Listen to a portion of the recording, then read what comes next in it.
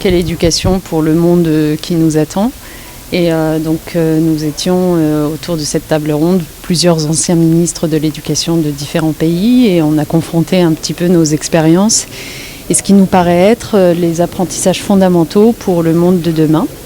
Et bien sûr, tous les pays ne sont pas au même niveau d'interrogation. Il y a encore des pays, et il y avait notamment l'ex-ministre du Nigeria qui en parlait, qui sont dans la question de l'accès à des écoles pour tous les élèves.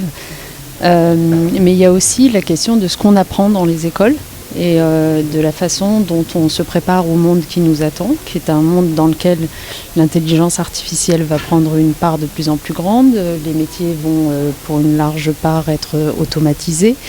Et donc il faut qu'on veille à transmettre à nos élèves notamment une capacité à apprendre tout au long de la vie pour s'adapter aux changements, mais aussi un esprit critique qui puisse les prémunir d'un certain nombre de manipulations qui peuvent être liées à cette intelligence artificielle, à ces algorithmes, à ces fake news qu'on constate dans tous nos pays.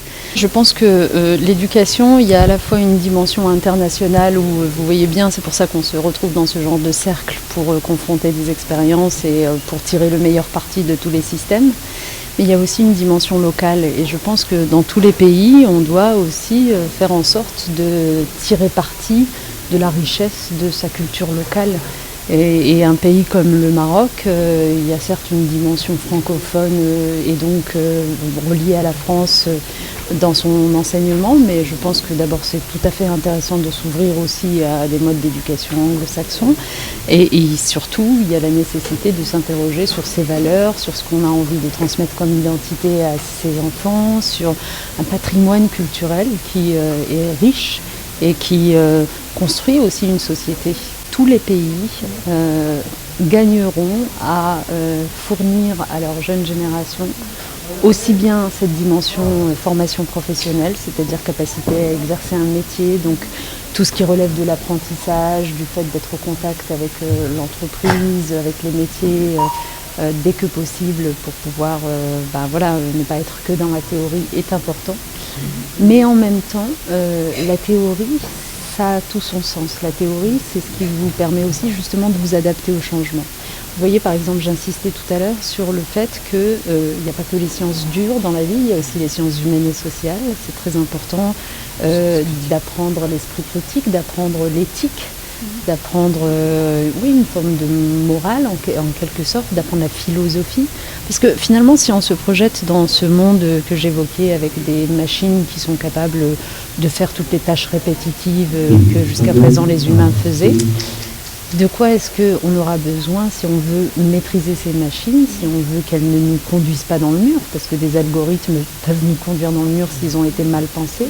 Je trouve que c'est important d'avoir un classement qui nous permet quand même de nous comparer. Vous savez, moi je suis une ancienne ministre de l'Éducation française et je sais qu'il y a une espèce de tentation à chaque fois qu'on parle d'éducation de ne regarder que ce qui se passe dans son pays, d'avoir des débats qui sont très refermés en fait et de ne pas regarder ce qui se passe ailleurs. Donc le classement PISA, ça permet au moins à chaque fois qu'il tombe de se comparer et de prendre du champ et d'avoir une réflexion plus large.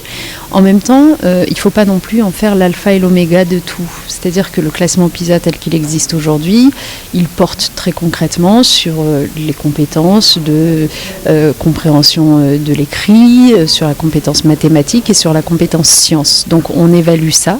La façon dont les inégalités sociales ou les inégalités de genre d'ailleurs porte préjudice à la réussite scolaire. Donc c'est important de l'avoir et ça éclaire quand même un pays sur ces questions-là.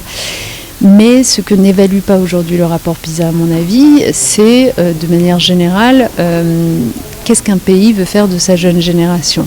Par exemple, si vous me posez la question est-ce que votre pays forme suffisamment bien à l'esprit critique ou à l'éthique ou à la philosophie, c'est pas dans le rapport PISA qu'on va trouver la réponse puisqu'il ne pose pas cette question. Le Maroc a encore des difficultés de scolarisation de tous ses enfants, malheureusement, et notamment de la scolarisation des filles. On sait bien qu'il y a des zones rurales dans lesquelles les filles arrêtent l'école assez tôt, trop tôt.